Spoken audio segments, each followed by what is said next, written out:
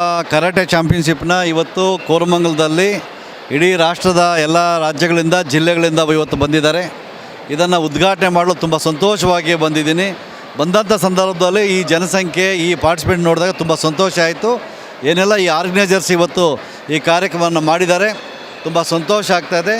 ಇವತ್ತು ಈ ಒಂದು ಕ್ರೀಡೆಗಳಲ್ಲಿ ಜನ ಭಾಗವಹಿಸೋದ್ರಿಂದ ಮುಖ್ಯವಾಗಿ ಆರೋಗ್ಯ ವೃದ್ಧಿ ಆಗ್ತದೆ.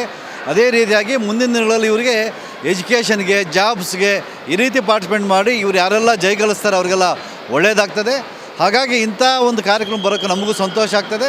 ಮುಂದಿನ ದಿನಗಳಲ್ಲಿ ಯಾರೆಲ್ಲ ಇವತ್ತು ಬಂದವರೆಲ್ಲ ಗೆಲ್ಲೋದಕ್ಕೆ ಚಾನ್ಸಸ್ ಇಲ್ಲ. ಇವತ್ತು ಆಲ್ ಇಂಡಿಯಾ ಚಾಂಪಿಯನ್ಶಿಪ್ ಅಂದರೆ ಅಷ್ಟು ಸುಲಭ ಅಲ್ಲ. ಯಾರು ಇವತ್ತು ಗೆಲ್ತಾರೆ ಅವ್ರಿಗೆ ಕಂಗ್ರಾಟ್ಸ್ ಹೇಳ್ತಾ ಇದ್ದೀನಿ. ಮತ್ತು ಸೋತಿರ್ತಕ್ಕಂಥವ್ರು ಮತ್ತು ಸೆಕೆಂಡ್ ಪ್ಲೇಸ್ ಬಂದಿರತಕ್ಕಂಥವ್ರು ಮುಂದಿನ ದಿನಗಳಲ್ಲಿ ನಿಮಗೂ ಸಹ ಅವಕಾಶ ಆಗ್ತದೆ. ಪಾರ್ಟಿಸಿಪೇಷನ್ ಇಸ್ ಮುಖ್ಯ ಇರ್ತದೆ. ಹಾಗಾಗಿ ಈ ಒಂದು ಎಗೈನ್ ಇವರಿಗೆ ಮತ್ತೊಮ್ಮೆ ನಾನು ಶುಭಾಶಯಗಳನ್ನು ಕೋರ್ತೀನಿ.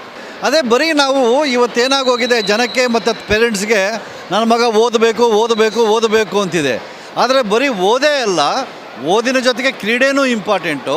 ಈ ಕ್ರೀಡಾರಂಗದಲ್ಲೂ ಸಹ ಏನನ್ನ ಸಾಧನೆ ಮಾಡಿದ್ರೆ ಯಾವ ರೀತಿ ಗೌರವ ಸಿಗುತ್ತೆ, ಸಮಾಜದಲ್ಲಿ ಬರುತ್ತೆ, ಮಾಧ್ಯಮಗಳಲ್ಲಿ ಸಿಗುತ್ತೆ, ಮತ್ತು ಯಾವ ರೀತಿ ಸೌಲಭ್ಯಗಳಿದಾವೆ ಅಂತ ಗೊತ್ತಾಗಬೇಕಾಗ್ತದೆ.